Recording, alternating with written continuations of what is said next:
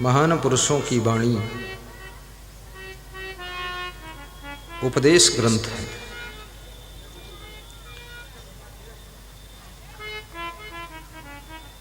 मैंने कल एक प्रश्न रखा था कि सद्गुरु कबीर साहिब से किसी भक्त ने प्रश्न पूछा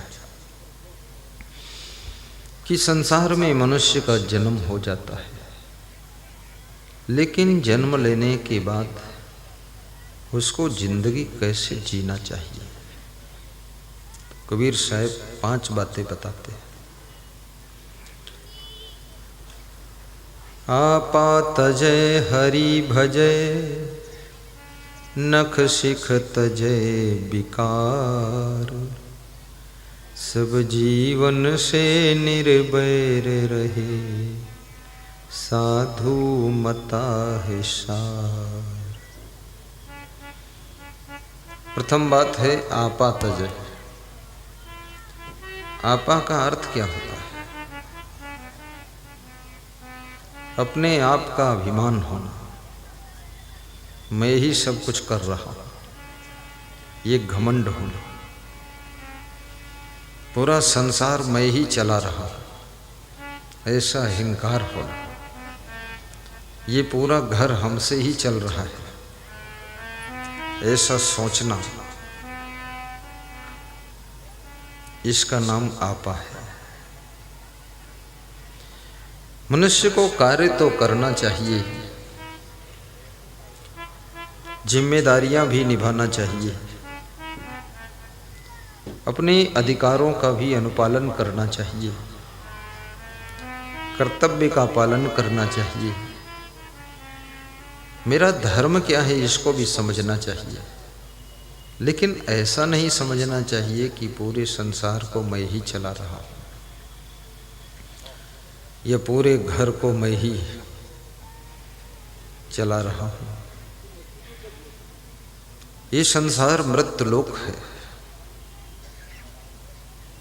आया है सो जाएगा, राजा रंग फकीर, एक सिंहासन चढ़ी चले, एक बंधे जात जंजीर। आया है सो जाएगा। जिनका जन्म हुआ है उनकी मृत्यु भी होगी, मिलन हुआ है बिछुड़न भी होगा, लाभ हुआ है एक दिन हानि भी हो सकती है।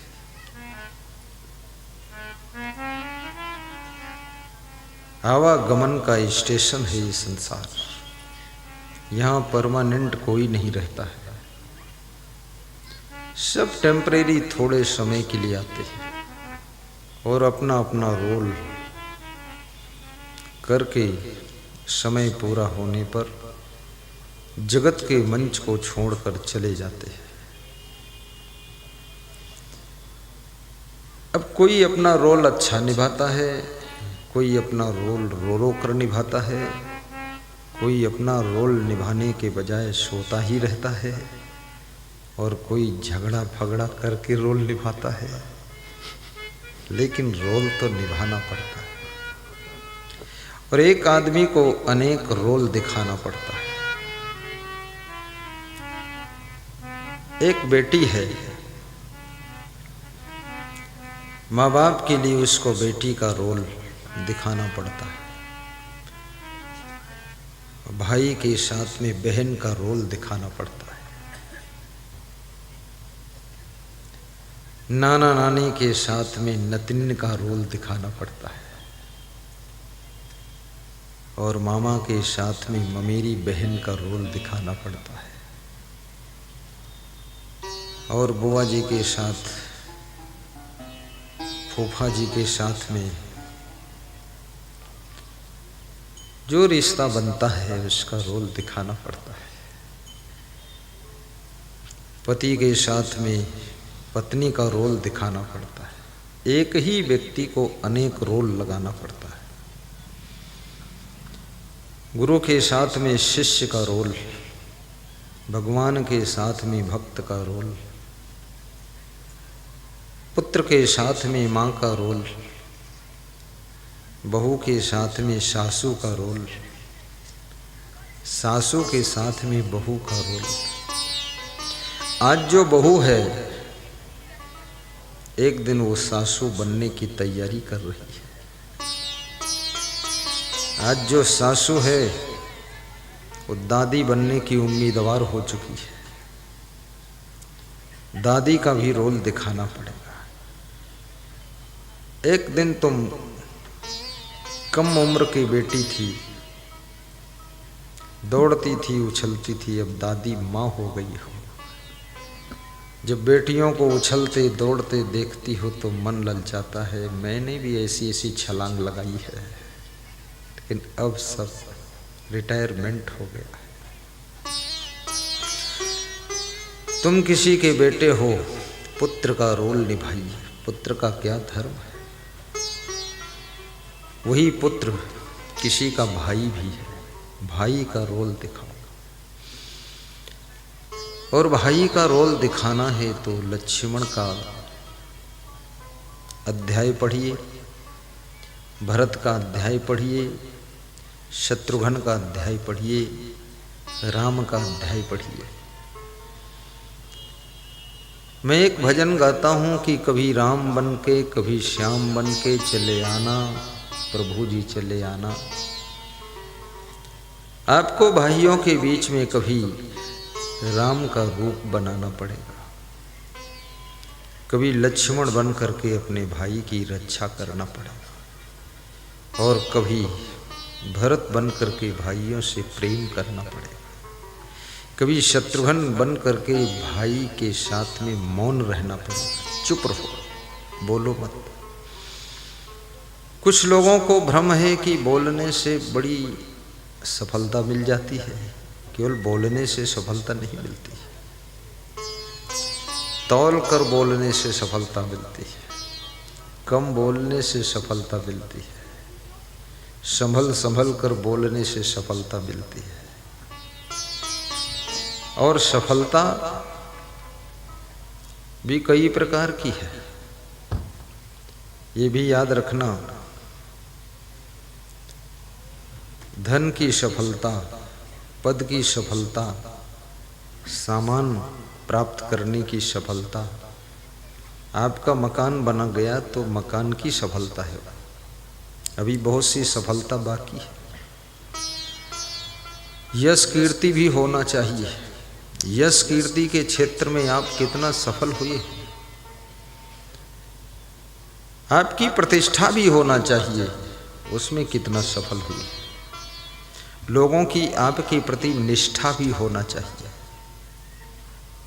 प्रेम में कितना सफल हुए हैं आप, भक्ति में कितना सफल हैं, धर्म में कितना सफल हैं, देश की सेवा में कितना सफल हैं, सामाजिक सेवा में कितना सफल हैं।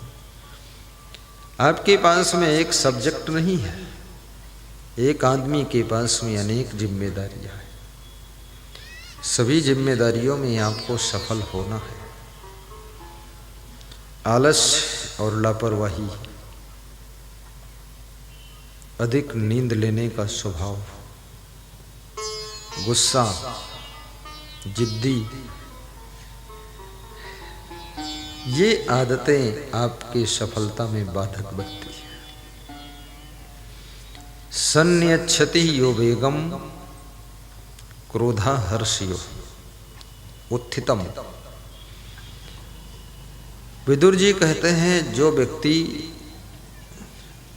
क्रोध के आने पर भी क्रोधित नहीं होता है, चिंता का विषय आ गया है लेकिन फिर भी चिंतित नहीं होता है। ध्यान देना इस बात पर। चिंता का विषय आ गया है लेकिन फिर भी वो चिंतित नहीं है, कुछ रास्ता ढूंढ रहा है। आइए आइए आइए, एक बार ताली बजा दो। हमारे पूर्व विधायक श्री अनिल जैन साहब पधारे हुए हैं। ये अपने पूरे क्षेत्र में सेवा में बड़े प्रवीण व्यक्ति हैं। जब याद करो हाजिर हो जाते हैं। बहुत दौड़ते धूपते हैं। ये साधु होते तो हमको लगता हमसे भी आगे नंबर लेते। बहुत से गुण इनमें साधु के भी हैं। नम्रता, सरलता, मधुरता, शालीनता, सभ्यता, सौम्यता, सुशीलता, ये सब साधु के ही गुण हैं। ये महिलाओं में भी बहुत सी महिलाएं साध्वी स्वभाव की बैठी है। इनको पता थोड़े है। इनको बता दूं तो ये हमसे कहेंगी तुम उतरो नीचे, मैं बैठूंगी।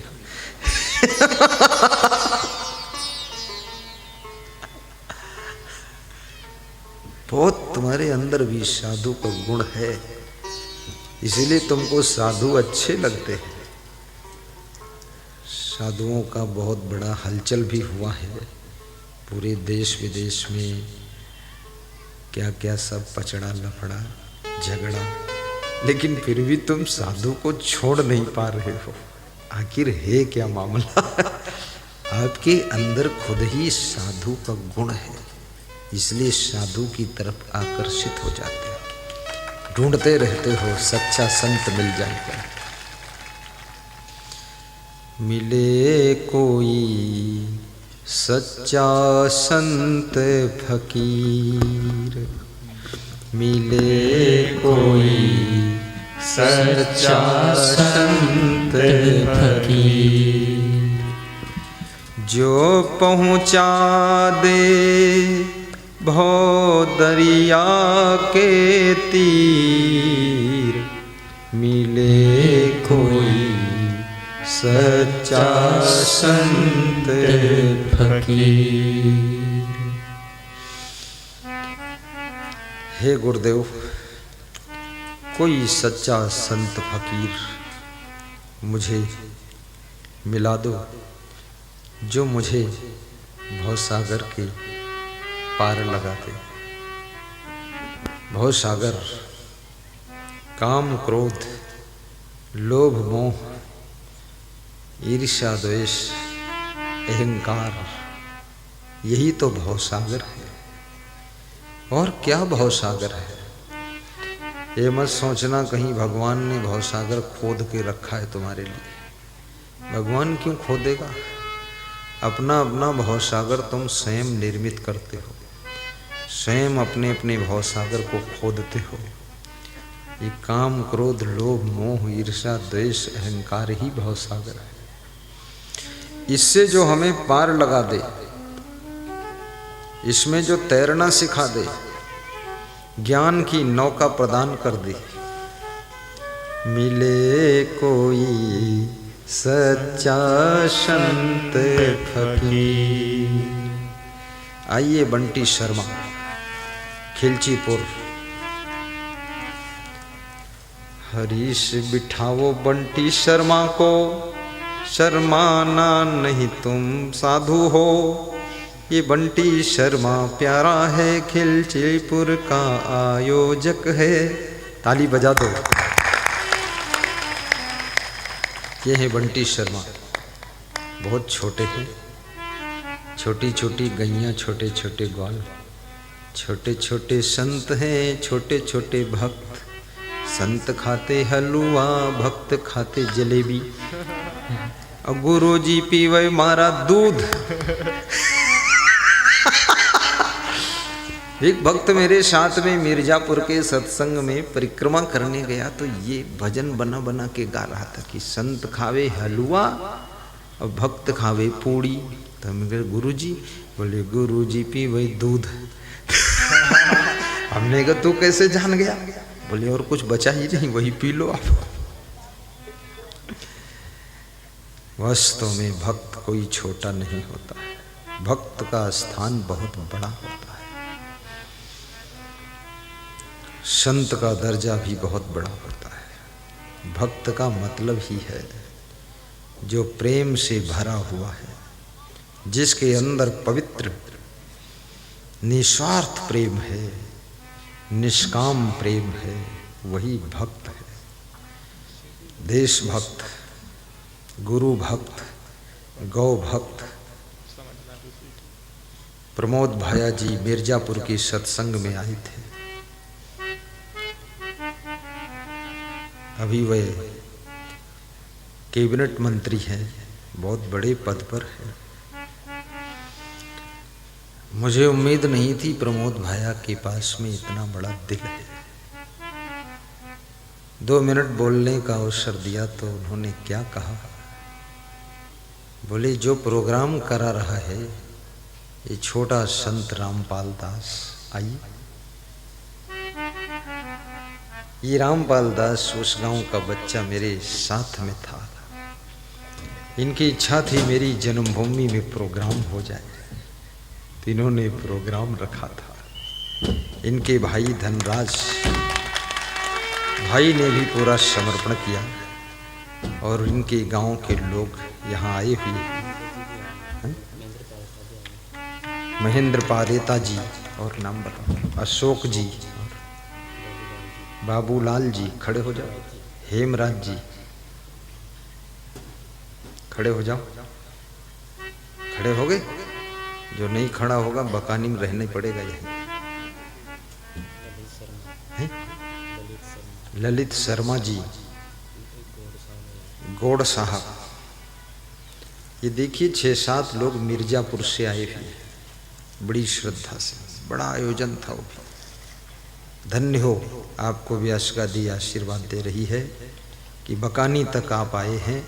बकानी के श्रोता भी आपको देखकर मुस्कुरा रहे हैं कि हम बकानी वाले भी आगे जहाँ प्रोग्राम होगा कैसे जाएंगे, बहुत दूर है, टिमरनी हरदा जिला।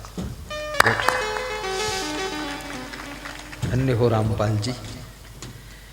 तो प्रमोद भाया ने जब बोला कि जो आयोजक कमेटी है उसको मैं 1 लाख का सहयोग करूंगा, ऐसा बोला, तो मैं उनकी ओर गौर से देखा। फिर बोला गौशाला के लिए 50 लाख दूंगा। तो हमने कहा कमाल है, मुझे नहीं पता था राजस्थान में इतनी दमदार सरकार है, नहीं तो मैं तो 12 जिले में ही गौशाला खोल दूं, मैं भी ले लूं 50 लाख और गाय का गोबर उठाऊं, सबसे अच्छा है। गाय के गोबर से वायरस खत्म हो जाता है, इसलिए हमारे प्राचीन जो पूर्वज थे, माताएं बहनें गाय के गोबर से लिपाई करती थी। उसका बहुत बड़ा चिकित्सा से रिश्ता था। और गाय का दूध आरोग्यता को प्रदान करता है, गाय का घी नेत्र की ज्योति को बढ़ाता है, और भैंस का घी आपको भैंस जैसा मोटा कर देगा। और भैंस का दूध नींद बहुत लाएगा। देखो भैंस का बच्चा जो पड़वा होता है पड़ा ही रहता है, और गाय का जो बच्चा उछलता कूदता रहता है।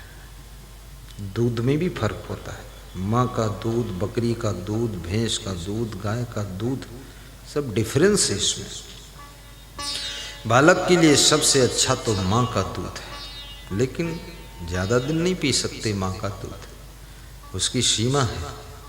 पर गाय का दूध तो सदैव पी सकते हो, भैंस का दूध भी पी सकते हो, ऐसा कोई बुरा नहीं है। भैंस भी अच्छी है, क्योंकि थोड़ा नींद भी जरूरी है। हाँ, शाम को भैंस का दूध पिया करो और सवेरे गाय का दूध, तो दिन भर उछलते रहो बछड़ा की तरह, और शाम को भैंस का दूध पीकर पड़वा की तरह पड़े रहो, बस सोते रहो। तो फिर कोई पूछ रहा है कि गधी का पी लूं, तो अरे तो तू जान मेरे के पूछ रहा है गधी का पिएगा? गधी का दूध नहीं पिया जाता है। तो फिर गधी के पीठ पर मिट्टी धर के इधर से उधर ले जाया जाता, बस गधी का दूध मत पीना। अब वहाँ तक मेरा भी ज्ञान नहीं कि गधी का दूध पीने से क्या होगा, पी के देख लो, जो होगा तो बताना मुझे। साहिब बंदगी।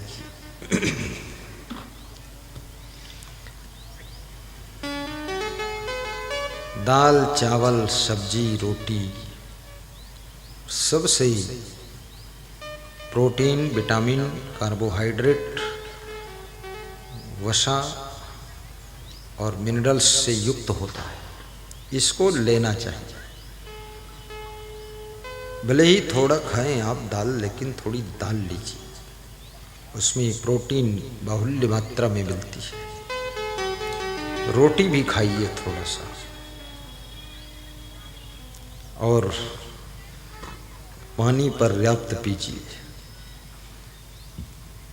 हंसिए पर्याप्त, चिंता में मत रहा करो। तो आपा तजय, ये सुना रहा था मैं, आपा तजय। तो मनुष्य अपने अपने रोल को दर्शाता है। जैसे मैं श्री क्षमादेव का शिष्य हूँ, तो शिष्य का रोल हमें दिखाना है। फिर मैं कुछ संतों का गुरु भी बन गया। गुरु तो मैं धोखे से बन गया, मेरी बनने की इच्छा नहीं थी, पर कोई बनने वाला था नहीं तो हम ही बन गए। फिर शिष्य बनने में जो आनंद है, गुरु बनने में थोड़ा जिम्मेदारी बढ़ जाती है। तो गुरु का रोल भी हमें लगाना है। फिर हम प्रवचन सुनाने लग गए, तो प्रवचनकार का रोल, प्रवचनकार, पत्रकार, कलाकार, गद्यकार, काव्यकार, ये जिनके जिनके नाम के आगे कार कार कार लगा हुआ है, इनमें देश का आकार बदलने की क्षमता होती है। पत्रकार की जब कलम चलती है और न्यूज़ पेपर में उसके शब्द छप कर आते हैं, करोड़ों लोग पढ़ते हैं, उनके दिमाग पर उसके शब्दों का प्रभाव पड़ता है। इसलिए पत्रकार को बहुत विवेक पूर्वक चुन चुन के शब्द छापना चाहिए। किसी भय और लोभ से प्रभावित न होकर भाव से भर के छापो, क्योंकि आपके शब्द बहुत बड़ा प्रभाव डालते हैं। पत्रकार, चित्रकार को कैसा चित्र बनाना है। चित्र तो कागज पर बनता है, कपड़े पर बनता है, दीवार पर बनता है, लेकिन चित्र में जान नहीं है, पर जान वालों को चित्र प्रभावित करता है। याद रखना, चित्र का प्रभाव हमारे चरित्र पर पड़ता है। इसलिए किसका चित्र बनाना है, कैसा चित्र बनाना है, किस रूप में चित्र बनाना है। चित्र से, चित्र बोलता कुछ नहीं, मौन है, लेकिन मौन हमारे जीवन को प्रभावित करता है, हमारे मन को प्रभावित करता है। चित्र देख करके आदर्श विद्या मंदिर माध्यमिक विद्यालय बकानी में मैं गया था, तो वहाँ बहुत प्रकार के चित्र भी थे और बहुत प्रकार के प्लास्टिक के और मिट्टी के सामान थे। केला है, सेव है, टमाटर है, मछली है, मगरमच्छ है, शेर है, ये सब रखे हुए थे दिखाने के लिए बच्चों को। क्योंकि मनुष्य का मन जिस चित्र को देखता है उसके बारे में सोचता है। आप शेर का चित्र देखेंगे तो शेर के बारे में जितनी कहानियां आपने सुनी हैं और जितनी पढ़ी हैं वो सब याद आने लगेगा। वो चित्र देख करके आपका कनेक्शन तुरंत माइंड का वहां जुड़ता है। आप किसी नारी का चित्र देखेंगे तो नारी से संबंधित जितनी घटना चक्र तुम्हारे जीवन में हुए हैं वे सब स्मरण होने लगेंगे, जहां जहां से तुम ज्यादा प्रभावित हुए। संत का चित्र देखोगे, संत के संबंध में जितनी चीजें तुमको दुनिया में पढ़ी लिखी गई हैं, देखा तुमने, वो सब याद आने लगेंगे। सांप का चित्र देखोगे, सांप को देख करके तुमको जिंदा सांप भी दिखाई देने लगेंगे। इसलिए सांप का चित्र अपने कमरे में नहीं लगाना चाहिए, अन्यथा सांप के सपने आने लग जाते हैं। जिस चित्र को तुम बारंबार देखते हो, जिस चित्र को तुम मन में बसा लेते हो, फिर उसके सपने भी आने लग जाते हैं, स्वप्न में वो आने लग जाता है। गधे का चित्र मत लगाइए, वीरों का चित्र देख लगाइए, वीरों का दर्शन करिए। कायरों का नहीं। सफल व्यक्ति का चित्र लगाइए, उससे सफलता का संदेश लीजिए। कोई महान संत का चित्र लगाइए और महान संत का चित्र लगा करके महानता का संदेश लीजिए। भक्त का चित्र लगाइए और भक्ति का संदेश लीजिए। भक्ति का संदेश लीजिए उससे। भगवान का चित्र लगाइए, ये छोटी मोटी बात नहीं, भगवान का चित्र लगाओ। राम भगवान का। रावण का चित्र लगाकर दर्शन रोज मत करो, नहीं नहीं, कभी नहीं ऐसा। राम का चित्र लगाओ, कृष्ण का लगाओ, शिव जी का लगाओ, विष्णु भगवान का लगाइए, ये चित्र लगाइए। राधा जी का चित्र और सुपर्णखा का चित्र, दोनों नारी है, दोनों महिला है। मीरा और सेवरी दोनों महिला है, लेकिन दोनों में बड़ा फर्क है। जब राधा जी को देखोगे तुम भक्ति से भर जाओगे, लेकिन जब सुपर्णखा को देखोगे ना, मन में याद आ जाएगा ये नकटी कैसे नाक कटाया था। इसलिए आपके घर में संत महान पुरुषों के भी चित्र होना चाहिए। आपके पूर्वजों के चित्र हो, उनकी यादगारी कर लो। उन महान पुरुषों के चित्र लगाइए जिन्होंने आपको ज्ञान दिया। गुरु नानक देव का चित्र हो, महात्मा बुद्ध, स्वामी महावीर, जैन धर्म के 24वें तीर्थंकर, स्वामी विवेकानंद,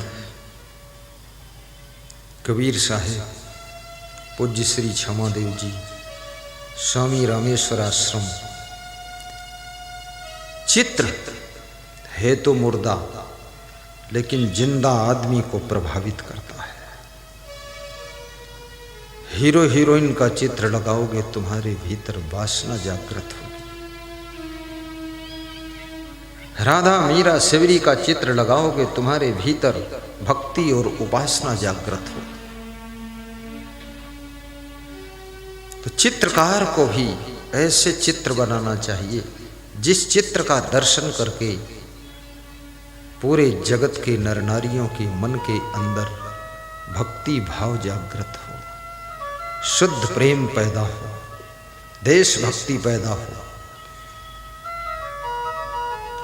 मन में पवित्रता पैदा हो। ऐसे चित्र बनाइए। चित्रकार, पत्रकार, कलाकार। कलाकार का भी बहुत बड़ा स्थान है। कलाकार को ऐसी कला हमारे आपके सामने प्रस्तुत करना चाहिए जिसकी कला से अला बला दूर हो जाए, जिंदगी कले कलेश से बचे। और गद्यकार, काव्यकार, ऐसी कविता रचो जिस कविता से भक्ति की वृद्धि हो, परस्पर प्रेम में वृद्धि हो। आज प्रातः काल पदयात्रा परिक्रमा में हम जा रहे थे। बकानी गांव से भी करीब 15-20 लोग थे। बड़े भाव से चल रहे थे। दातिया तक गए 3 किलोमीटर, आना जाना 6 किलोमीटर हुआ। सब बहुत खुश हुए, हम भी खुश हुए। तो रास्ते में गीत गा रहे थे कि देश में वह काम करो जो देश का कल्याण हो। ऐसा रामेश्वर विद्वान जी गा रहे थे, शर्मा जी। ये बहुत नया नया गाते रहते हैं,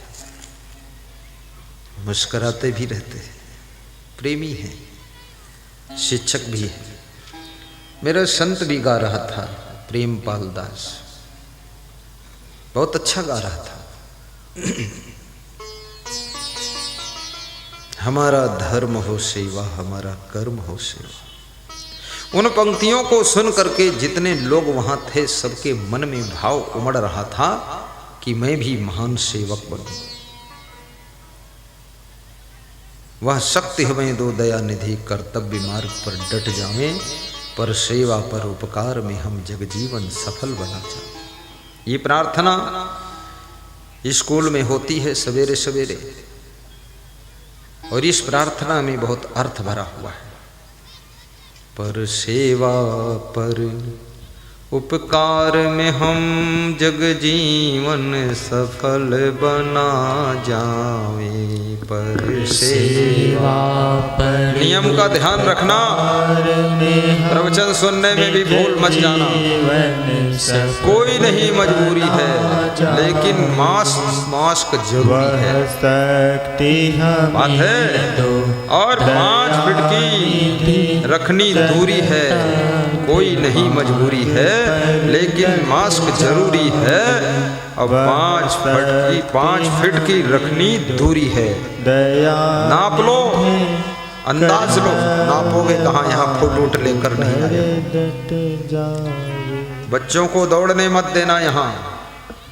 धन्यवाद है माता बहनों, खूब दूर दूर बैठी हैं, और वहाँ दूर चटाई एक बिछी है, ओहो, उसको यहाँ पास में लाकर बिछा दो ना, इधर और बिछा दो। कार्यकर्ता गण कौन है, कोई डरना नहीं है, बिछा देना है। ये जगह खाली, इधर देखो, बहुत अच्छा लगेगा। शर्माना नहीं चाहिए। कुछ लोग शर्माते बहुत हैं, इतनी शर्म है। मैं तो सोचता हूँ ये मारे शर्म के न पानी पिएंगे, न भोजन करेंगे, न लघुसन का इतना शर्माना नहीं चाहिए। अपना आवश्यक कार्य करते रहिए, ये तो अपना कर्म है। हमारा धर्म हो सेवा, हमारा कर्म हो सेवा।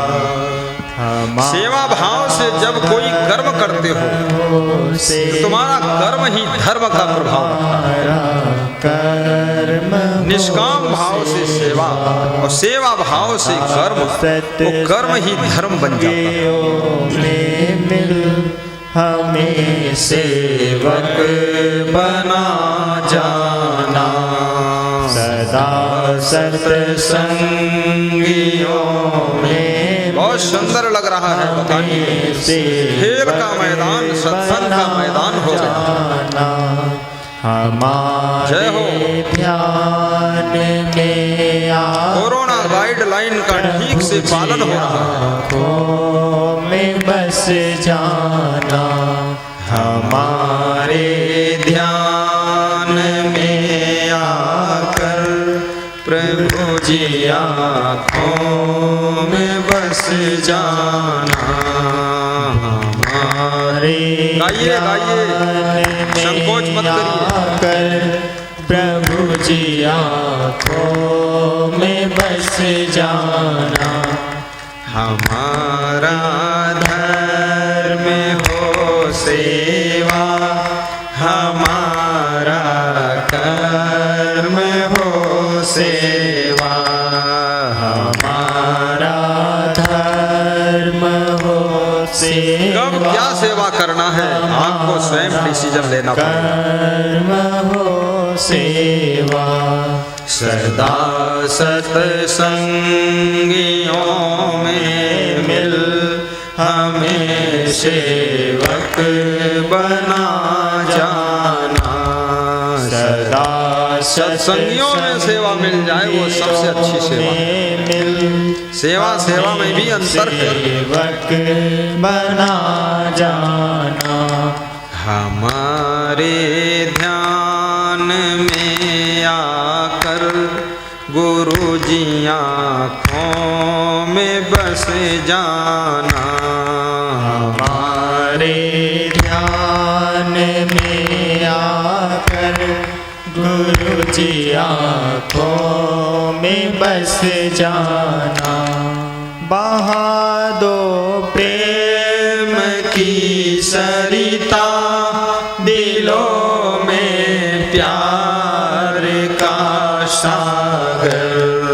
बहा दो प्रेम की सरिता दिलों में प्यार का सागर, दिलों में प्यार का सागर, दिलों में प्यार का सागर, दिलों में प्यार का सागर। कितना सुंदर है। दिलों में प्यार का सागर, हमें आपस में मिलजुल स्क्रीन में सागर लहरा रहा, प्रभु जी रहना सिखा जाना। हमें आपस मधुमक्खियों जैसे, चींटियों जैसे प्रभु जी रहना सिखा जाना। हमारे ध्यान में आकर प्रभु जी आँखों में बस जाना। बोली आशीर्वाद, आशीर्वाद, आशीर्वाद ढोक स्वीकार करता हूँ। आपकी आवाज़ सब लोग सुन रहे हैं, सबको ढोक बोल दो। आपके चरणों में भी ढोक और उपस्थित सभी साधु संतों के चरणों में भी ढोक। आप प्रमोद भाया का ढोक स्वीकार करो, ताली बजाकर स्वीकार करो। सब ताली बजाकर आपका ढोक स्वीकार कर रहे हैं। आपकी आवाज़ सुन करके सब गदगद हो गए। आपका आशीर्वाद बना रहे गुरुदेव। मैंने आज आपका उदाहरण भी दिया मिर्जापुर वाला। मैं तो सोचता हूँ राजस्थान में जहाँ जहाँ जाऊँ वहाँ वहाँ बीचे से मेरा भाया भी आ जाए। आपका आशीर्वाद बना रहे। बहुत महान है आप, बहुत बड़ा दिल है आपके पास। मैं आश्रम पे हाजिर होऊंगा गुरुदेव। ठीक ठीक ठीक, आशीर्वाद देता हूँ। और जब राजस्थान में और सत्संग होगा तो आप आइएगा, निमंत्रण दे। धन्यवाद धन्यवाद। सब लोग बोल दो साहिब बंदगी, बोल दो साहिब बंदगी। आपको ढोक बोल रहे हैं हजारों लोग, साहिब बंदगी। आज ही सब मेरा चरणों में ढोक सभी के साहिब बंदगी। नमो अरिहंताणम, नमो आर्याणम, नमो सिद्धाणम, नमो वज्याणम, नमो लोये सौ साहूणम। यही बात है ना, ये पंच। आशीर्वाद आशीर्वाद साहिब। प्रणाम प्रणाम। दो शब्द बोल दो ना श्रोताओं के लिए। परम पूज्य गुरुदेव के चरणों में सादर चरण ढोक और उपस्थित सभी संतों के चरणों में ढोक। उपस्थित मेरे पिता तुल्य बुजुर्गगण, मातृशक्ति, युवा साथियों, पत्रकार बंधुओं, आप सभी को प्रणाम। परम पूज्य गुरुदेव के हमारे 12 जिले में अभी सत्संग का कार्यक्रम था 3 दिन का। गुरुदेव ने अपने कीमती समय से जो समय निकाल कर 12 जिले वासियों के जो समय दिया, उसके लिए मैं गुरुदेव के चरणों में कोटि कोटि नमन करता हूँ। और गुरुदेव के जो भाव हैं, जो आशीर्वाद है, वो सदैव आप और हम सभी के साथ बना रहे और जन कल्याण के काम में हमें ऐसा आशीर्वाद दें कि हम अधिक से अधिक इस जीवन में जहाँ तक जीवन रहे पीड़ित मानव की सेवा कर सके, जीवों की सेवा कर सके और पुण्य के कार्य कर सके। यही आशीर्वाद गुरुदेव का हम सभी पे बना रहे। जय गुरुदेव। आपके चरणों में डो गुरुदेव। जय। श्री प्रमोद भाया को व्यास गादी आशीर्वाद दे रही है। उनके स्वस्थ रहने की कामना व्यास गादी करती है और वे पति पत्नी हिल मिल करके राजस्थान प्रदेश की सेवा में अग्रणी रहें, ऐसी हम शुभकामना करते हैं। बकानी के हजारों श्रोताओं की शुभकामनाएं आपको प्राप्त हों। धन्यवाद। मैंने मोबाइल माइक में लगा दिया हूँ, सब तक आवाज़ जा रही है। जी गुरुदेव, जय गुरुदेव। प्रोग्राम लाइव हो रहा है। जी गुरुदेव। धन्यवाद धन्यवाद साहिब। जय हो, जय जय सिया राम, जय सिया राम। नेता नहीं वो संत है, नेता नहीं वो संत भी है। वास्तव में बहुत धर्म के कार्य किए। जैन धर्म तो ऐसे ही बहुत सेवा का धर्म है। एक कीड़े की भी रक्षा करने का काम जैन धर्म करता है, साधारण धर्म नहीं। जैन धर्म के संतों ने मॉस्क तो पहले से ही लगा लिया था। वो मुखपट्टी जो बांधते ना, मालूम है अनिल जैन, मुखपट्टी का ऐसे वो संतों ने पहले से ही समझ लिया था कोरोना आएगा, इसलिए एडवांस तैयारी थी।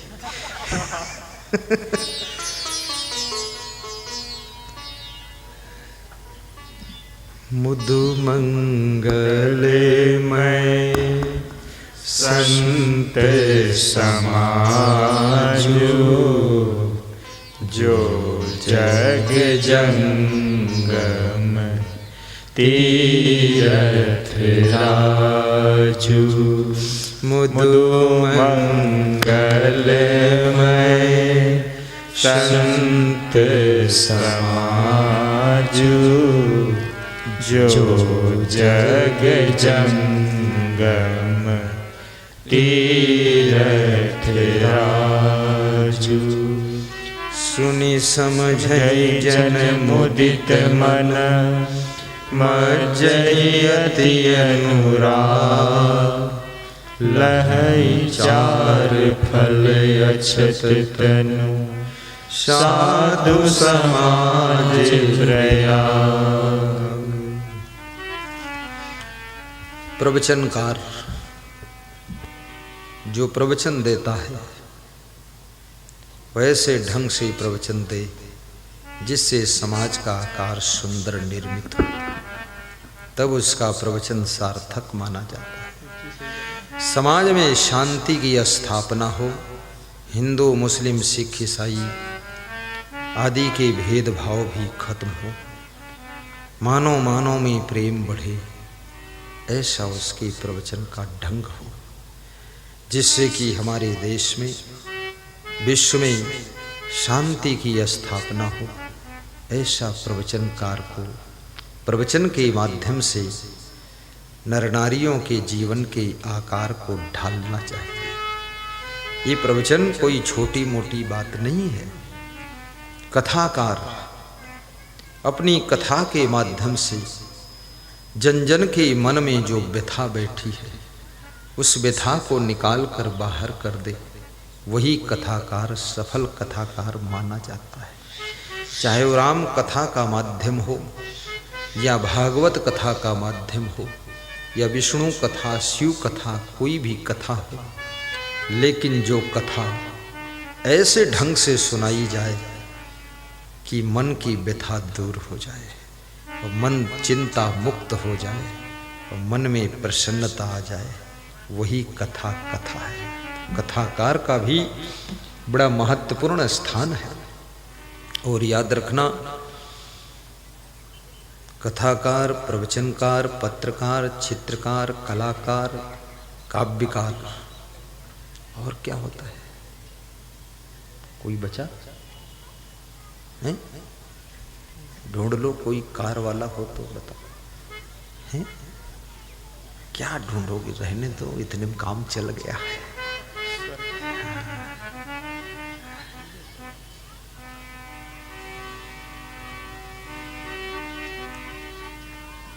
ध्यान से प्रवचन सुनो। तो व्यास गादी संदेश दे रही थी कल कि सत्संग से 5 चीजें प्राप्त होती है। मत कीरति गति भूति भलाई। मत माने सद्बुद्धि, कीर्ति माने यश सम्मान, भूति माने धन दौलत, गति माने मोक्ष मुक्ति और भलाई माने सज्जनता। जब जेहि जतन जहाँ जेहि पाई, सो जानहु सत संग प्रभाव। लोकहु वेद न आने उपाओ, आने उपाओ। आहा, सो जानो सतसंग प्रभाव। तुलसीदास कहते हैं ये 5 चीजें सज्जनता, मुक्ति, कीर्ति और मति यानी बुद्धि विवेक और भूति यानी धन दौलत, ये जब जिसको जहाँ मिलती है वो सत्संग के प्रभाव से ही मिलती है। सत्संग का प्रभाव समाप्त होते ही ये चीजें सब हमारे से दूर होने लग जाती है। आप देखिए, रावण जब शंकर भगवान की बहुत भक्ति किया था और शंकर भगवान की शिव पुराण में भी उसको बहुत विश्वास था, शंकर भगवान खुश होकर के रावण को सोने का भवन दिया था। वो रावण को सोने की लंका वही मिली थी। लेकिन जब रावण शिव जी के ज्ञान के विपरीत चलने लगा, कुसंगत में फंस गया, बुद्धि बिगड़ गई, तो वही रावण धन दौलत लक्ष्मी सब उससे दूर होने लग गई। लंका दहन हो गया। 1 लख पूत 1.25 लख नाती, ता रावण घर दिया न बाती।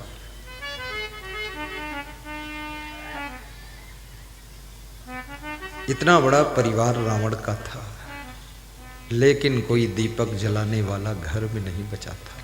सोचिए, कुसंग आपको जीरो बना देता है और सत्संग आपको हीरो बना देता है।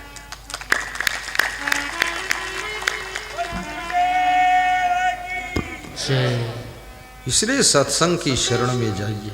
और सत्संग कभी कभी मिलता है, तो हमेशा मिलता भी नहीं।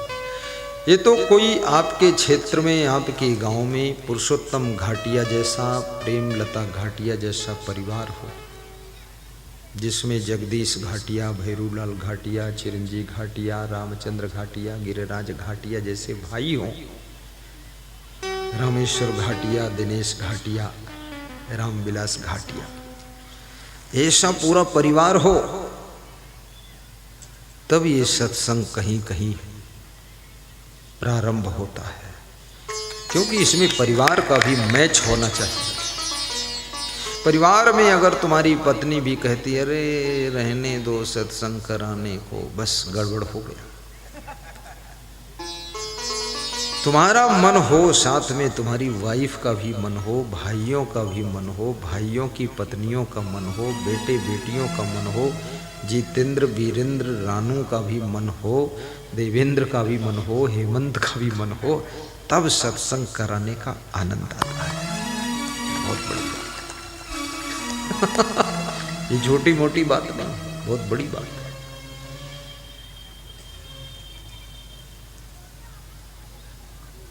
तो ऐसे लोग, ऐसा योग बहुत कम मिलता है।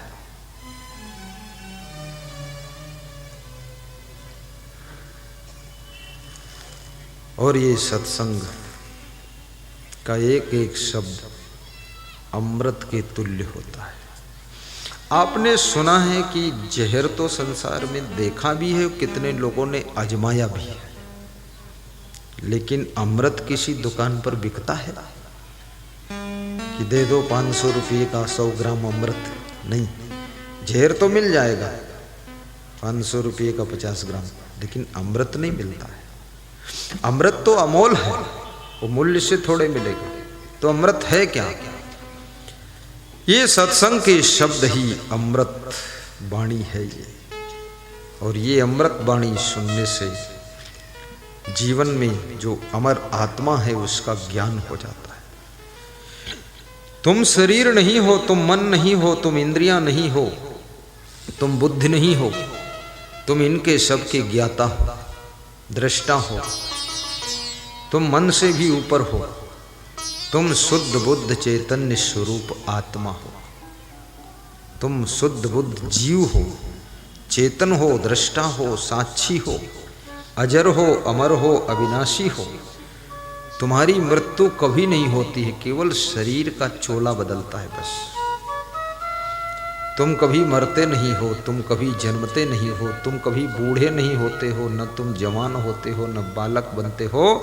एक रस ज्यों का त्यों, ये सदैव आत्मा एक जैसा ही रहता है और इसका स्वरूप ज्ञान स्वरूप है। जब तक ये शरीर में आत्मा का निवास रहता है तब तक शरीर की इंद्रियां और आपकी बुद्धि सब ज्ञान करती है, और जिस समय ये आत्मा शरीर रूपी पिंजड़े को छोड़कर चल देता है, इंद्रियां तो रहती है, बुद्धि है, खोपड़ी है, लेकिन ज्ञान करना सब बंद हो जाता है।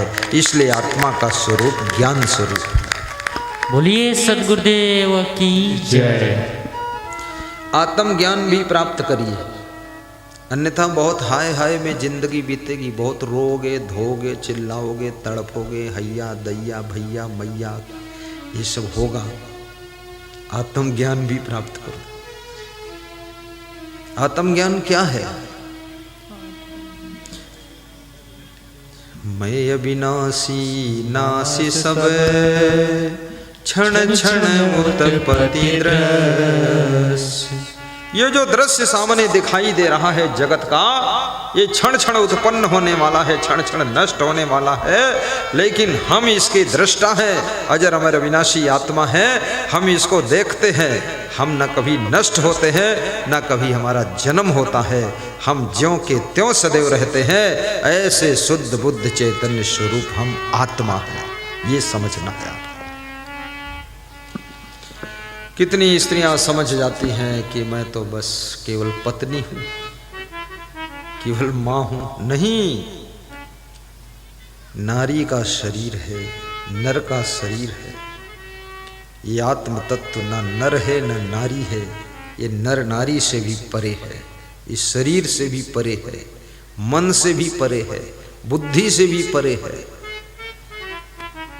ये उससे ऊपर का स्थान है, और सबके भीतर ये परम तत्व बैठा हुआ है।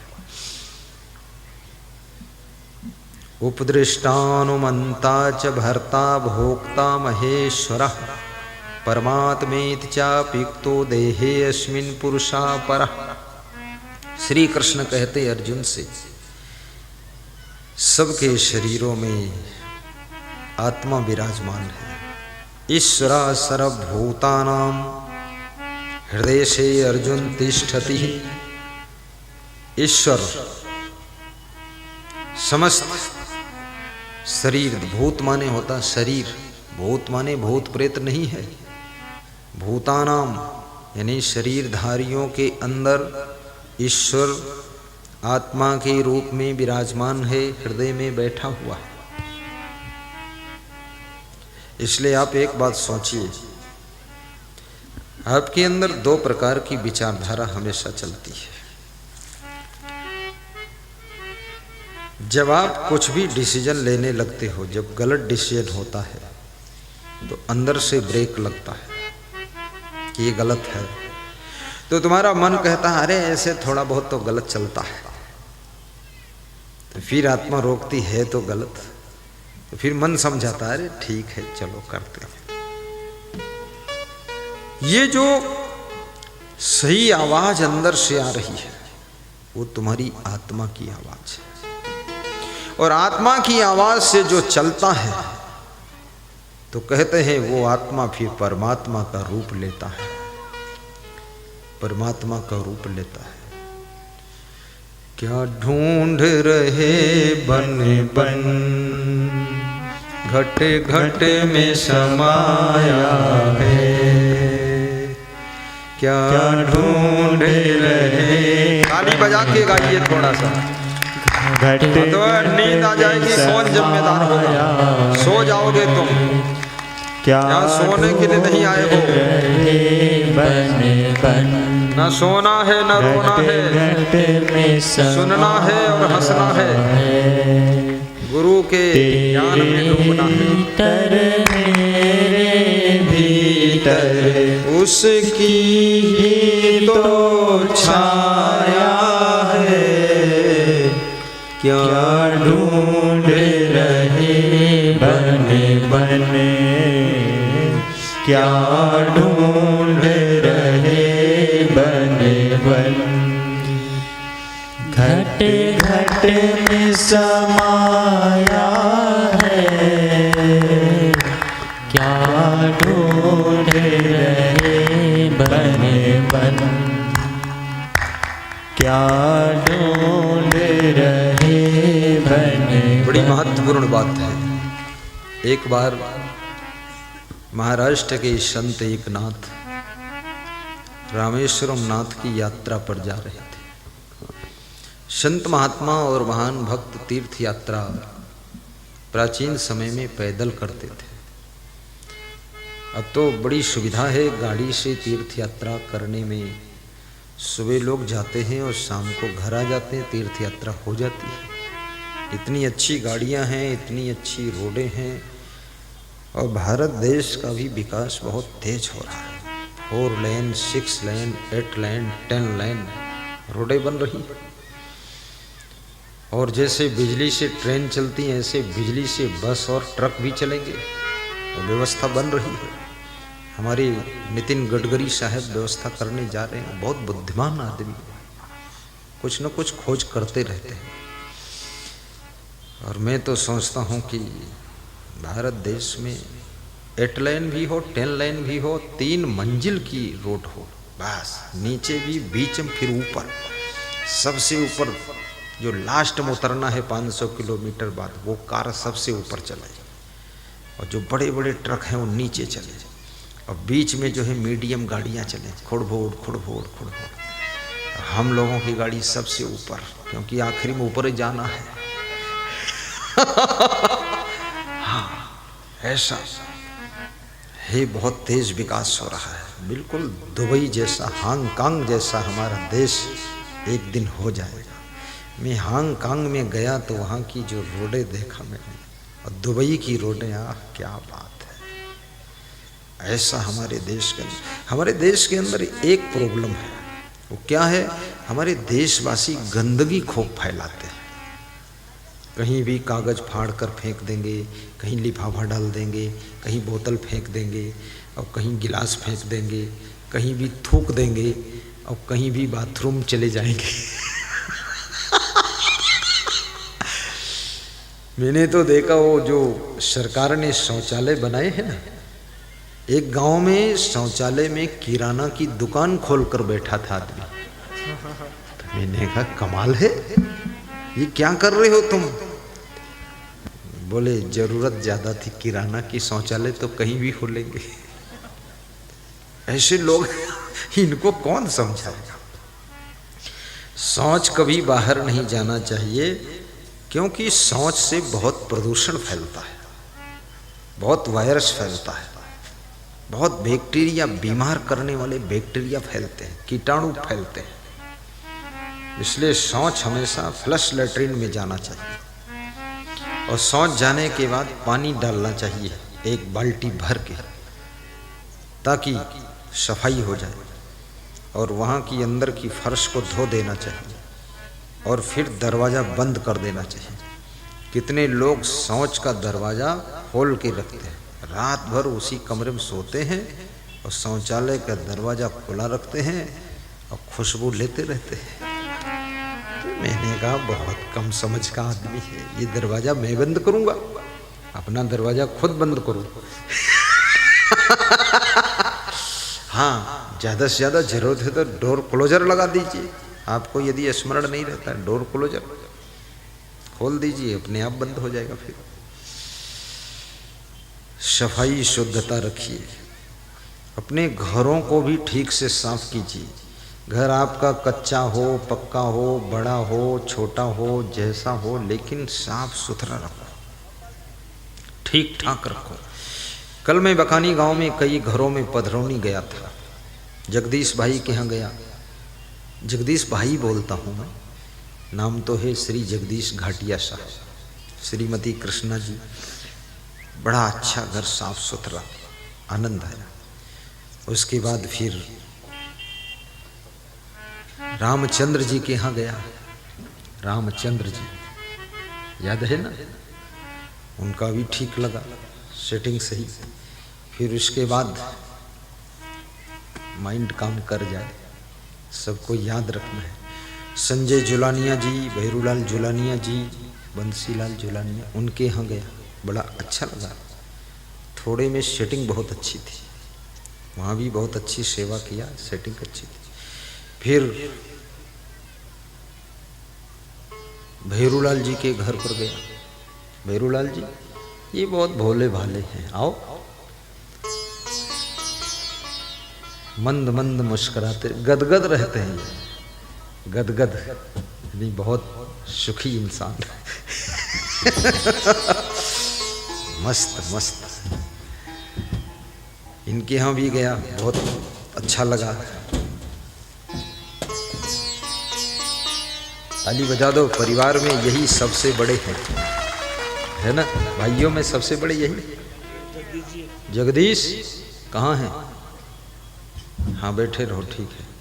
आ जाओ इधर, नहीं तो छोटे को माला दिया हो, बड़े वाले पहले दे चुका हूँ, साथ हम दे देता हूँ, क्या फर्क है। आओ, डबल हो जाएगा तो कुछ हम बढ़िया रहेगा। जगदीश जी सबसे बड़े, राधे श्याम जी एक काका जी बचे, बाकी सब परलोक चले गए। अब इन्हीं लोगों को संभालना एक घाटिया परिवार। इसके लिए भक्ति बस तुम संभाल लेना, फिर भक्ति आपके पूरे परिवार को संभाल लेगी। आपको एक ही चीज संभालना है, भक्ति। एक साधे सब सधे, सब साधे सब जाए। भक्ति संभालना है। देखो मयूर पंख मस्ती का प्रतीक है, तो भैरूलाल भक्ति का प्रतीक है। आशीर्वाद। ठीक, बैठिए। रही मन सींचे मूल को, फूले फलई अघाई। कोई चिंता करने की जरूरत नहीं है। जितने भी स्रोत आए हैं सबके लिए एक ही बात बताता हूं कि तुम केवल भक्ति को संभाल लेना, फिर तुम्हारे सारी चीजों को भक्ति खुद संभाल लेगी। भक्ति में इतनी शक्ति है।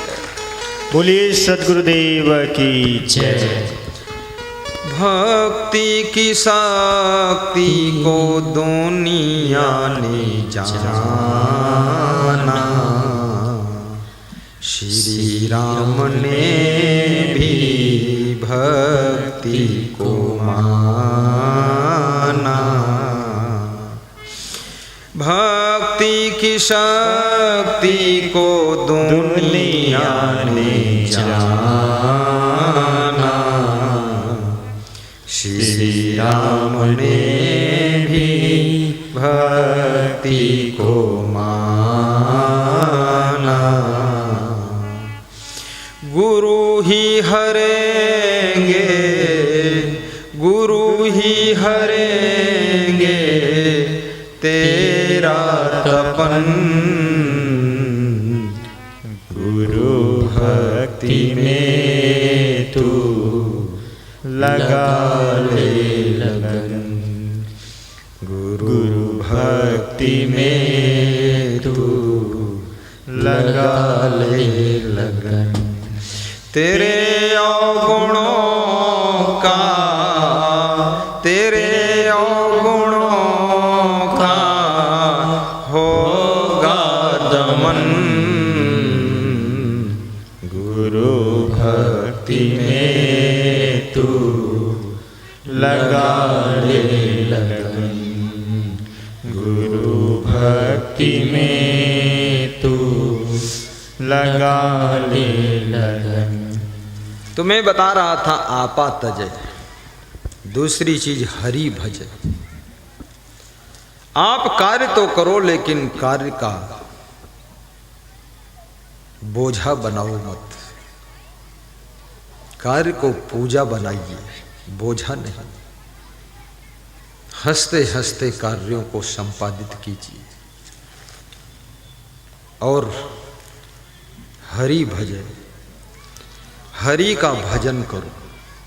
देखिए बहुत बड़ी बात है, जिसके घर में भजन नहीं है उसके घर में शांति भी नहीं। और भजन का अर्थ भी समझ लेना, भजन है क्या। ये जो भजन हम गाते हैं, कीर्तन करते हैं, ये भी भजन है। जिससे आप गाते ना, हरे राम के हीरे मोती बिखराऊं गली गली, ले लो रे कोई राम का प्यारा मैं चिल्लाऊं गली गली। ऐसे महिलाएं ढोल बजाकर गाती, हारमोनियम बजाकर, कोई तबला बजाकर, ये भी भजन ही है। इससे भी शांति मिलती है। और इसलिए ज़्यादातर भजन गाने वालों का हार्ट अटैक नहीं होता है। आप इस पर गौर करना। अगर 100 भजन गायक है तो उसमें एक का भले कहीं हो जाए, 99% उनका नहीं होगा, क्योंकि वे इतना मस्त हो जाते हैं, इतना आनंद में डूब जाते हैं बहुत ज़्यादा। ये नाचने वालों का भी हार्ट अटैक नहीं होता है। ये तो इतना नाचते हैं, झूम झूम कर मधु झुम झुम का गिरा रे बकानी की बाजार में। तो ये भी इतनी मस्ती आ जाती है कि हार्ट का प्रेशर खत्म हो जाता है, हार्ट हल्का फुल्का हो जाता है। जब प्रथम दिन शोभा यात्रा निकली तो मुरलीधर के भाइयों हाफू वाला थोड़ा थोड़ा नाचने लगे। फिर मैंने देखा, घाटिया साहब ने देखा सोनसान मामला, तो वो भी चले गए। फिर सबको थोड़ा थोड़ा नृत्य कराया, बड़ा आनंद आने लगा। लेकिन नृत्य करना कोई आसान बात नहीं है, इसमें सबकी हिम्मत नहीं पड़ती। ये तो जो व्यक्ति एकदम स्वाभिमान को खत्म कर देगा वही नृत्य कर सकता है। भजन गाना भी आसान नहीं है, मुंह इतना खोलना आ करना कोई नहीं करेगा। इसलिए मैं जब गवाता हूँ कहाँ कोई गाता है, सब बस ऐसे बैठे रहते हैं। ये भजन गाना भी तो जो गायक होते हैं ना, वो ये नहीं देखते हैं कि हमारे बारे में कोई क्या सोच रहा हो, अपनी मस्ती में गाते हैं। एक बाबा महात्मा सड़क पर गाता हुआ जा रहा था, संत था, सिर में जटा थी, हाथ में कमंडल था, भजन गा रहा था। सेठ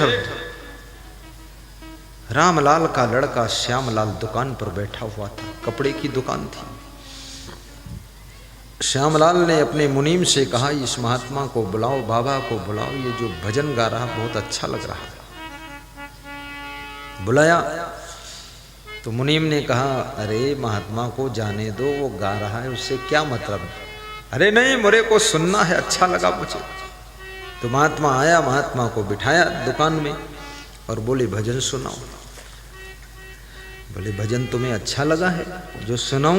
बोले हाँ अच्छा लगा। कैसा लगा? और ये क्या गा रहे थे तराना?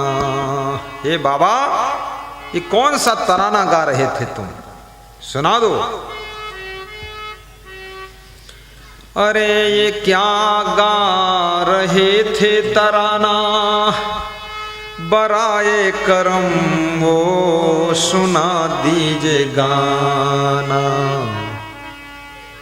तो उस महात्मा ने पूछा, ये तुमको अच्छा लगा है क्या? बोले बहुत अच्छा लगा। जिसका हर एक लफ्ज भाया है मन को, अरे गुरु जियो मुझको सुना दीजिए गाना। जिसका एक एक शब्द मेरे मन को भा गया है, सुना दो मेरे गुरु जी। तो महात्मा क्या कहता है, अरे ये बच्चा क्या सुनेगा तू तराना, हजारों की कीमत का है ये फसाना। ए बच्चा, तू मेरा तराना क्या सुनेगा, इसमें हजारों का खर्चा है, ये महंगा है मामला। बोले क्या महंगा है, बताओ बाबा क्या खर्च करना पड़ेगा। तो बाबा बोला, अगर 10,000 आप देवेंगे पहले, तो बाद उसके तुमको सुना दूंगा गाना। 10,000 पहले जमा करो तब तुम्हें गाना सुनाऊंगा। बोले 10,000 इतना महंगा क्यों है? अभी सड़क पर गा रहे थे तो कितने हजार मिले थे तुमको? बोले कुछ नहीं मिला था, फ्री गा रहा था। बोले फ्री गा रहे थे तो फिर फ्री गा दो। अरे बोले वो मैं फ्री गा रहा था, मैं मेरी मस्ती के लिए गा रहा था। बोले अब तेरी मस्ती में गाना है इसलिए पैसा लूंगा। ये मस्ती का भजन है। अगर 10,000 आप देवेंगे पहले, तो बाद उसके तुमको सुना दूंगा गाना। सेठ रामलाल का लड़का श्यामलाल कहता, ये मुनीम 10,000 की गड्डी दीजिए, सुनूंगा जरूर भजन में। मुनीम ने कहा, फालतू काम मत करो, पहली बार दुकान पर बैठे हो, 10,000 बांटोगे, प्रॉफिट अभी तक हुआ नहीं 1,000 रुपये का, 10,000 गड्डी दे दो बता रहे हो। बोले, अरे तू नौकर है, मैं मालिक हूं, जो कहता हूं वो कर। मुनीम डर गया, उसने 10,000 दे दिया और गाना सुना, उसने भजन सुना और मस्त हो गया सुन करके। बाबा सुनाकर 10,000 लेकर चला गया। 1 घंटे के बाद उस लड़के का बाप आया, देखा मुनीम बहुत सुस्त बैठा हुआ है। बाप ने पूछा, मुनीम क्या हुआ? अरे बोले, आपका जो लड़का है, एक महात्मा न जाने कहाँ से अनजान निकला, एक भजन गा रहा था, उसको बुलाकर 10,000 की गड्डी देकर भजन सुना। बोले, अरे इस तरह से पैसा फेंकता है ये? तो बाप ने क्या कहा बेटे से, ऐसी आदत तेरी जो सदा ही रही, तो खाली कर देगा एक दिन खजाना मेरा। ये 50 साल से जोड़ जोड़ कर खजाना भरा हूं, 10,000 5-5 मिनट में लुटा रहा है। क्यों दिया तूने 10,000 रुपये भजन के लिए? बोले, पिताजी भजन बहुत अच्छा था, मस्ती आ गई, आनंद आ। बोले, अच्छा था, चलो निकल जाओ यहाँ से बाहर। निकाल दिया उसको। जब वहाँ से निकला तो घर गया। घर में माँ ने उसको 2 स्वर्ण सर्फी दिया कि जाओ बेटा, तेरे पिता बहुत टाइट हैं, अब तो घर से निकाल दिए गए हो। बहन के यहाँ गया, बहन ने 2 दिन तो प्रेम किया। जब सुना पिताजी ने निकाल दिया है तो बहन ने कहा, अब आप जाइए न, पिताजी मुझसे नाराज हो जाएंगे। वहाँ से चल दिया घूमते घूमते। 1 साल के बाद उसी महात्मा से भेंट हो गई। तब तक उसके भी सिर में बाल बढ़ गए, दाढ़ी बढ़ गई, और महात्मा मिला तो महात्मा ने पूछा, क्या हाल है? बोले, जो हाल आपका वही हाल मेरा है। एक भजन से कमाल हो गए, हम भी बाबा जी हो गए। और महात्मा ने कहा, कैसे हुआ? बोले, पिताजी ने घर से निकाल दिया 10,000 के लिए। तो महात्मा ने अपना कमंडल खोला और वही 10,000 की गड्डी निकाल कर उस लड़के को दिया। बोले, ये पैसा पकड़ो, मैं पैसा के लिए भजन नहीं गाया था, मैं तो तुमको संसार का सत्य समझाने के लिए पैसा लिया था। ये पैसा वापस करता हूं, अपने पिताजी को दे दो जाता है। जय। इस बालक को ज्ञान हो गया। जिंदगी एक किराए का घर है, एक दिन खाली करना पड़ेगा। जिंदगी एक किराए का घर है, एक दिन खाली करना पड़ेगा। जिंदगी एक किराए का घर है, जिंदगी के किराए का घर है। क्या बात। एक दिन खाली करना पड़ेगा। जिंदगी एक किराए का घर है, बहुत सुंदर, 1 नंबर का। एक दिन खाली करना पड़ेगा। मौत जब तुझको आवाज देगी, बंटी शर्मा, मौत जब तुझको आवाज देगी, घर से बाहर निकलना पड़ेगा। मौत जब तुझको आवाज देगी, घर से बाहर निकलना पड़ेगा। ढेर मिट्टी का हर आदमी है, बाद मरने के होता यही है। ढेर मिट्टी का हर आदमी है, बाद मरने के होता यही है। या जमीनों पे तुरबत बनेगी, या चिताओं में जलना पड़ेगा, या जमीनों पे तुर्बत बनेगी, या चिताओं में जलना पड़ेगा। जिंदगी एक किराए का घर है, एक दिन खाली करना पड़ेगा।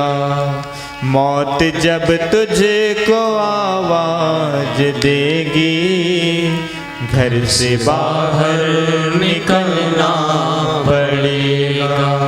मौत जब तुझको आवाज देगी, घर से बाहर निकलना पड़ेगा। बहुत सुंदर है। शाम के बाद होगा सवेरा, देख लेना कोई गुरु मेरा। शाम के बाद होगा सवेरा, देख लेना कोई गुरु मेरा। पाव फूलों पे रख लेना भाई, पाव फूलों पे रख लेना भाई। गुरु का ज्ञान ये आएगा काम, पाव फूलों पे रख लेना पहले तुझको कांटों पे चलना पड़ेगा। जिंदगी एक किराए का घर है, स्क्रीन में कराया जाता है। एक दिन खाली करना पड़ेगा। मौत जिस वक्त आवाज देगी, घर से बाहर निकलना पड़ेगा। बोलिए सद्गुरुदेव की जय। व्यास गादी आज की मुख्य अतिथि श्री प्रमोद जी शर्मा जी को आशीर्वाद प्रदान कर रही है। खड़े होकर प्रणाम कर ले, ताली बजाकर उनका अभिनंदन करें। उनकी नम्रता और सरलता को व्यास गादी नमन करती है। बहुत महान हैं आप, हमारे संत आपकी प्रशंसा कर रहे थे। धन्य है आप, अपने लक्ष्य में सफल हों। बैठिए विराजिए। व्यास गादी आज के विशेष अतिथि अनिल जैन को भी आशीर्वाद प्रदान कर रही है। ताली बजाइए, अभिनंदन करिए। धन्य हो, महान हो, बुद्धिमान हो। बैठिए। समस्त श्रोताओं को भी व्यास गादी आशीर्वाद देती है और धन्यवाद भी देती है। धन्य है राजस्थान, धन्य है बकानी की धरा, जहाँ पर बारंबार मुझे आने का सौभाग्य प्राप्त हुआ है। ऐसे बहुत कम जिले हैं जहाँ बारंबार मैं जाता हूँ। एक बार पहुँच गया फिर 20 साल बंद हो जाता है। लेकिन ये बकानी झालावाड़ मुझे लगता है मेरा जिंदगी भर का रिजर्वेशन है।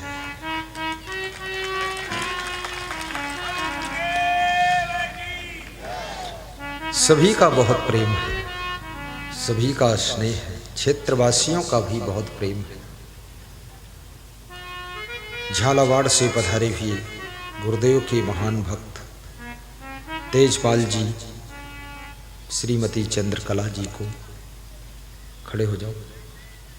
महान दानी भक्त हैं आप। झालावाड़ शहर में सत्संग की मांग किया है कि झालावाड़ में प्रवचन सुनाना। बेटा इनका रविंद्र कह रहा था तुरंत दे दो, प्रोग्राम कर दूंगा झालावाड़। धन्य हो, बैठो। ये माला वही लाए हैं। एक तो ये मिर्जापुर वाली पहन लिया हूँ और एक इनकी वाली पहन ली। मैं ये प्लास्टिक की माला पहन लेता हूँ, इसमें फूल मुरझाता भी नहीं है कोई रंग वंग लगता नहीं है और मक्खी भी आती नहीं। वो जानती प्लास्टिक का इसमें कुछ मिलेगा नहीं। वो असली माला पहनो ना तो कई बार मधुमक्खी आ जाती है इसमें। व्यास गादी मालाओं से सजी हुई है। आज बड़े सुंदर सुंदर माला पूर्व आयोजक श्वेत कला के मुकेश खड़े हों। प्रोग्राम और पधरौनी की मांग है कि पुनः प्रोग्राम दीजिए श्वेत कला। बड़ा सुंदर माला ये भी लाए थे। भक्तों का भाव बहुत अच्छा है। मुझे ऐसा लगता है अब मैं नेपाल बॉर्डर का नहीं रह गया, पूरे हिंदुस्तान का हो गया। पाकिस्तान से भी, कराची से प्रोग्राम की मांग आई है। आशुदा बहन, उनके दोनों पुत्रों ने मांग किया है कि श्रद्धा बहुत है, पाकिस्तान में प्रोग्राम कराऊंगा। पाकिस्तान में भी गुरु के नाम से भंडारे होते हैं। वहाँ टीवी स्क्रीन पे सत्संग लगाकर सुनाते हैं। हजार हजार लोगों का भंडारा चलता है। पाकिस्तान मुझे जाना है। जिनको जिनको साथ में चलना हो बता देना, सबका टिकट बन जाएगा। लौट के आओ ना आओ, लेकिन कुछ तो हो ही जाएगा। बहुत से लोग डर के नहीं जाएंगे भाई पाकिस्तान।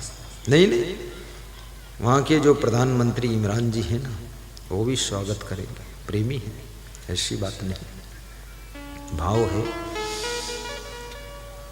अमेरिका से, ब्रिटेन से, स्विट्जरलैंड से, नॉर्वे से भी आमंत्रण प्राप्त हुआ है। ऑस्ट्रेलिया से, अफ्रीका से, नेपाल से, चाइना से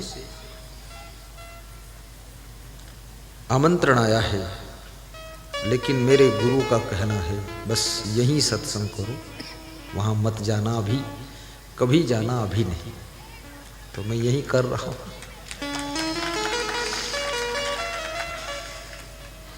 बहुत प्यारा देश है आपका भारत देश, जहाँ डाल डाल पर सोने की चिड़ियाँ करती रैन बसेरा। ओह भारत देश है मेरा, ओह भारत देश है मेरा। जहाँ सत्य हिंसा और धर्म का पग पग लगता डेरा। वह भारत देश है मेरा, वह भारत देश है मेरा। जहाँ डाल डाल पर सोने की चिड़ियाँ करती रैन बसेरा। वह भारत देश है मेरा, वो भारत देश है मेरा, ओह भारत देश है मेरा। नमन है भारत माता को। आपा तजय हरि भजय, तो हरि का भजन करो। कबीर कहते हैं मन की तरंग मार लो बस हो गया भजन, आदत जरा सुधार लो बस हो गया भजन। कबीर की दृष्टि में आदतों को सुधारना भी भजन है। नशा करने की आदत को छोड़ दो, समझो भजन हो गया। मांस मछली अंडा मुर्गा खाना छोड़ दो, भजन हो गया। यही भक्ति है, कबीर कहते हैं। आचरण सुधार लो, समझो भजन हो गया। वाणी कसर सुधार लो बस हो गया भजन। वाणी सुधार लो, की तरंग मार, वो भी भजन है। मन की सत्संग कराना भी भजन है, सत्संग सुनना भी भजन है। बस हो गया भजन, पानी पिलाना आदत जरा सुधार, सेवा करना भजन है। बुजुर्गों का सम्मान करना भजन है। प्रवचन सुनाना भी भजन है। बस हो प्रवचन कराना भी भजन, परोपकार भी भजन है। मन की एक दूसरे को सहयोग करना भी भजन है। भजन के कई रूप हैं, ध्यान करना भी भजन है। 5 मिनट ध्यान में भी बैठ जाया करो, ऐसे आंखें बंद करके मंथन किया करो कि इतनी मैं चिंता क्यों करता हूं, इतना दुखी क्यों रहता हूं, इतना परेशान क्यों रहता हूं। क्या लेकर आया बंदे, क्या लेकर तू जाएगा, मुट्ठी बांध के आया बंदे, हाथ पसारे जाएगा। फिर इतनी चिंता क्यों कर रहे हो, क्या लेकर जाओ। हाय हाय की जिंदगी मत बिताइए, जो है उसका आनंद लीजिए, जो नहीं है उसको पाने के लिए प्रयास कीजिए, और जो मिलने वाला नहीं है उसका त्याग कीजिए, और जो अपनी जरूरत से ज्यादा है दूसरों की सहायता में लगा दीजिए। और धन कमा तो इतना कमा कि धन कमाने की भी हद कर दे, और सदियों से गरीबी है तो उस गरीबी को भी रद्द कर दे, उस गरीबी को भी रद्द कर दे। बोलिए सद्गुरुदेव की जय। भक्ति कर तो इतनी कर कि भक्ति की तू हद कर दे, और यमराज के दरबार में जब पहुंचे तो अपने कर्मों का खाता रद्द कर दे, कर्मों का खाता रद्द कर दे। इतनी भक्ति करना चाहिए। हरि भजय, परस्पर प्रेम से रहना भी हरि का भजन है। गम खाना, सहनशीलता रखना भी हरि का भजन है। साफ सफाई रखना भी हरि का भजन है। केवल ऐसा नहीं है केवल रामा रामा हरे हरे हर समय बोलते रहो और कचरा फैलाते रहो, नहीं नहीं। कितने लोग तो भजन तो खूब करते हैं पर अपने कपड़े भी नहीं धोते हैं, गंदे रखते हैं। खूब ढोल बज रही है, पान तमाकू खाकर अपने कपड़ों में लगा देते हैं, उसी में थूकते रहते, उसी में गीत गाते रहते। नहीं नहीं, सफाई करना भी भजन है, भजन गाना भी भजन है, और दूसरों को भक्ति में लगाना ये बहुत बड़ा भजन है। आज बहुत से लोगों ने गुरुदीक्षा लिया, गुरु मंत्र लिया, कल भी गुरु मंत्र लिया था, परसों भी गुरु मंत्र लिया था। कम से कम यहाँ 60-70 नर नारियों ने गुरुदीक्षा लिया है, नामदान लिया है। और बहुत से लोगों के मन में इच्छा होती मैं भी नामदान लूं। एक सज्जन मुझसे कह रहे थे नामदान लूं, को छोड़ना तो नहीं पड़ता है। हमने कहा क्या मतलब? तो बोले अरे यही मांस मछली अंडा शराब मुर्गा को छोड़ना तो नहीं पड़ता है। बोले आप बिना छुड़वाए ही पार लगा दो। मैंने कहा सब छोड़ना पड़ेगा, हम ढोंगी बात बताते नहीं कि तुम सब खाते पीते रहो उल्टा पलटा करते रहो पार लगा देंगे। मैं नहीं पार लगाता, क्योंकि जो गुरु अपनी वाणी से ज्ञान से तुम्हारी बुराई के मैल को धो ना सके तो तुमको भवसागर से पार क्या करेगा? भवसागर है कहाँ? और काम क्रोध लोभ मोह ईर्ष्या द्वेष को ही तो धोना है। और ये जीवन रूपी चादर को ज्यों की त्यों स्वच्छ रख देना है। ओढ़ के मैली चादर तेरे द्वार कैसे आऊं और मन ही मन शर्माऊं, ये चादर की दाग कैसे धोऊं। छीने झीने रे बीनी चदरिया, राम नाम की बीनी चदरिया, दास कबीर जतद से ओढ़ी और ज्यों की त्यों धरी दीनी चदरिया, झीनी झीनी रे बीनी चदरिया। ये जो शरीर रूपी चादर मिली है इसको ज्यों की त्यों वापस लौटाना है। इसमें दाग न लगने पाए, मैल न लगने पाए, कोई दुष्कर्म का मैल बुरे कर्म का मैल न लगने पाए। इसीलिए सत्संग रूपी जल से भक्ति रूपी साबुन से आपके जीवन की चादर को बराबर साफ किया जा रहा है। मोबाइल के यूट्यूब में भी प्रवचन सुनिए, भाव से श्रद्धा से सुनिए और उस प्रवचन का लाभ लीजिए। एक दूसरे को बताइए, प्रवचन को सब्सक्राइब भी कीजिए, उसमें पैसा नहीं कटता है, लेकिन हर नया प्रवचन आपके मोबाइल में सबसे पहले आ जाएगा। माता पिता की सेवा करना भी भजन ही है, बड़े बुजुर्गों का आदर करना भजन ही है, उन्नति करना भी भजन है, ये भजन के बहुत से रूप हैं। धनवान बनो, महान बनो, गुणवान बनो, चरित्रवान बनो, विवेकवान बनो, बुद्धिमान बनो, विद्वान बनो, जीवन में चमत्कार कीजिए। आपा तजय हरि भजे, नख सिख तजय विकार। अब ये तीसरी बात जो कबीर कहते हैं ये बहुत बड़ी बात है कि नख सिख तजय विकार। पीछे बच्चों को शांत करने के लिए कुछ लोग पहुंचे। अभिषेक दास 2-3 लोग पहुंच जाइए वहां, बच्चों को कुछ बर्फी खिला दीजिए, इनको एक एक पीस दे दीजिए। 1 कुंटल बर्फी आई है, इस बस में रखी हुई है, मिल सकती, जो शोरगुल मचाएगा उसी को मिलती हो।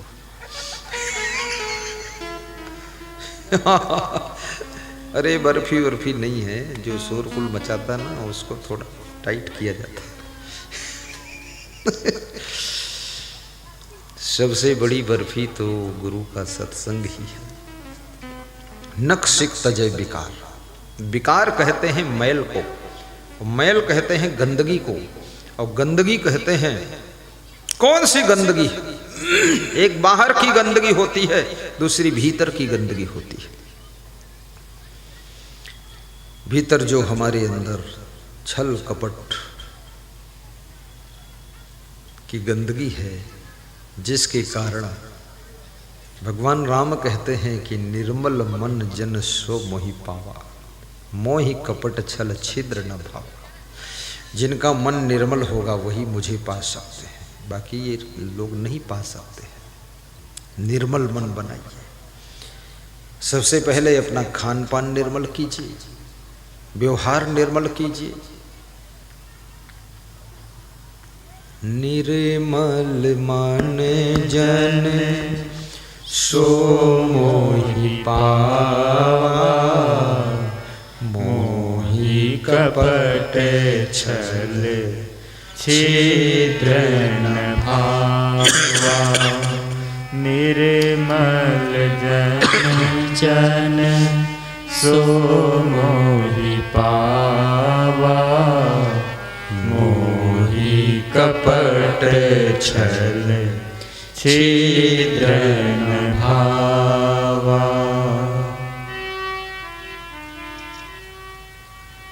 एक बार की बात है,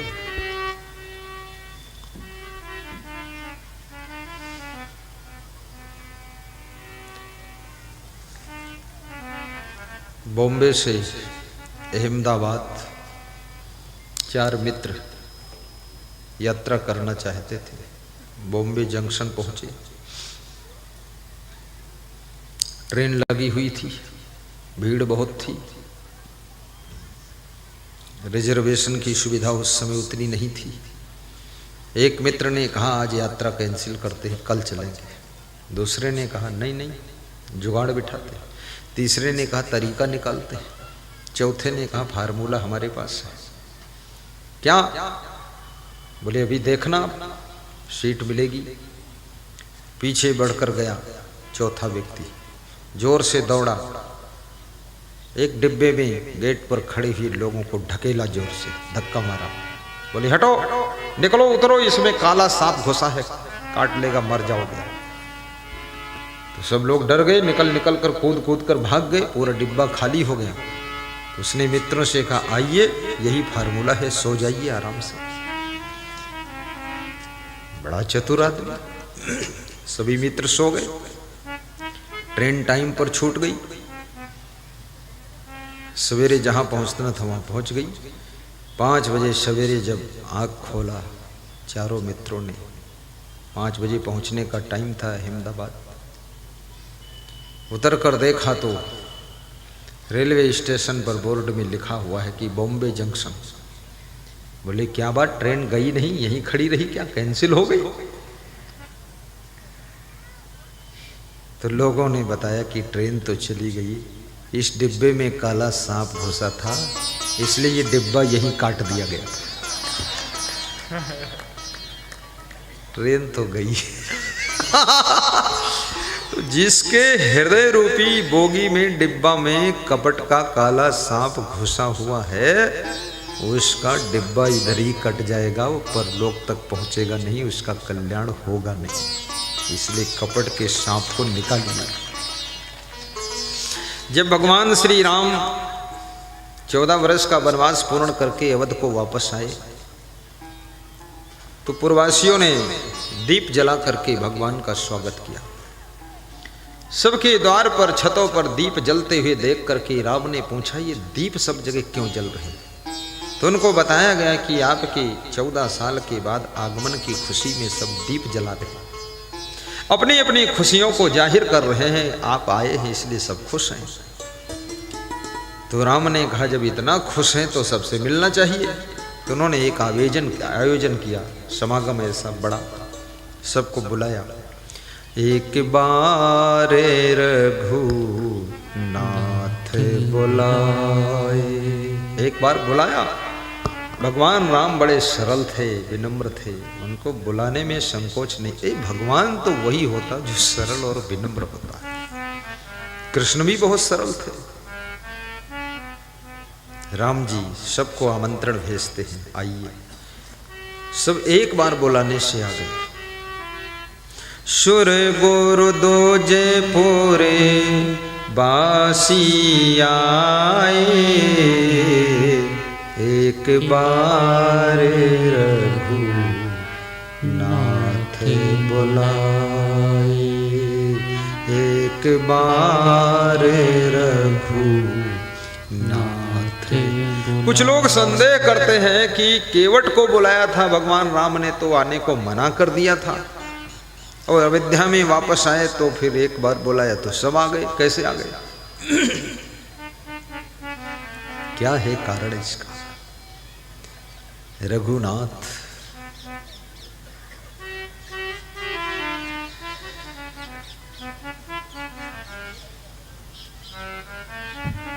क्योंकि भगवान को यदि कोई रोक सकता है तो निष्काम भक्ति रोक सकती है। केवट की निष्काम भक्ति भगवान राम को रोक रही है, इसलिए केवट नहीं आ रहा है। केवट अधिक देर तक दर्शन करना चाहता है। अवधवासी जब एकत्र होते हैं, सुर माने देवता, द्विज माने ब्राह्मण, और साधु संत ऋषि मुनि, नर नारी, पूर्वासी सब एकत्र हो गए। तो राम ने सबके बीच में क्या संदेश दिया? राम बहुत बड़े वक्ता भी थे, कथाकार थे, प्रवचनकार थे, ज्ञानी थे, विद्वान थे। भगवान राम कहते हैं, बड़े भागी मानुष तन पावा, सुर दुर्लभ सदे ग्रंथ गावा, बड़े भागी मानुष तन। गाइए, दोहराइए। सांसद प्रत्याशी प्रमोद शर्मा जी, आप भी गाइए, गुनगुनाइए। ग्रंथ अनिल जैन साहब, महान भक्त, गाइए। बड़े भागी मानुष। 14 वर्ष के वनवास से वापस लौटने के पश्चात वनवास की कोई कहानी नहीं सुनाते हैं। कहाँ क्या हुआ, क्या लफड़ा हुआ, क्या झगड़ा हुआ, कुछ नहीं बताया। सीधे मनुष्य जीवन की महिमा का वर्णन किया। आप अगर झालावाड़ से यहाँ तक आते हैं, पूछो क्या हाल चाल, तो यही बताते हो। क्या बताएं? वो गाड़ी पंचर हो गई नसीराबाद के पास में, तो स्टेपनी बदलना पड़ा। तुम वही लफड़ा बताते हो। लेकिन राम भगवान 14 साल में कितने संघर्ष, कितनी समस्याएं, कितने युद्ध, कितने लफड़ा पचड़ा झगड़ा सब हुए, कुछ वर्णन नहीं किया, सब भुला दिया, पीछे छोड़ दिया। सिर्फ मनुष्य जीवन की महिमा, जो ऋषि मुनियों के सानिध्य में ज्ञान प्राप्त हुआ था, उस ज्ञान का सार सार अपने अवधवासियों को श्रवण करा रहे हैं। याद रखना, कहीं जाइए सब फालतू प्रपंच मत सुनाया करिए, टाइम मत बर्बाद कीजिए। जो सार सार है उसकी चर्चा कीजिए, और जो बेकार है उसको छोड़ दीजिए। ऐसा सीखना चाहिए। जय जय जय। मैं भारत देश में बहुत प्रवचन किया हूँ, पर श्री पुरुषोत्तम घाटिया जैसी जयकारा की आवाज़ नहीं सुना कभी। इतना जोरदार बोलते हैं। 62 इयर्स के हैं, लेकिन मैं जब से आता हूँ 17-18 साल से वही आवाज़ है, वही शकल और वही चेहरा, वही ताकत। हमको लगता नहीं कि वो बूढ़े हुए हैं, पता नहीं क्या माल छकते हैं। हाँ। देखा अभी जोर से कैसा बोले, तेज। बड़े भागी मानुष तन पावा, सुर दुर्लभ सद ग्रंथन गावा। बड़े भागी मानुष तन पावा, बड़े भागी मानुष तन पावा। और पूर्ववासियों से ये भी कहा कि तुम सब भक्ति करो, भक्ति ही एक सहारा है, भक्ति ही मुक्ति का स्थान दिलाती है। पूर्ववासियों ने कहा हम तो गृहस्थ आदमी हैं, गृह कार्य नाना जंजाला है, इसमें भक्ति क्या करेंगे, सब बाल बच्चों के बीच में माया में फंसे हुए जीव हैं हम सब।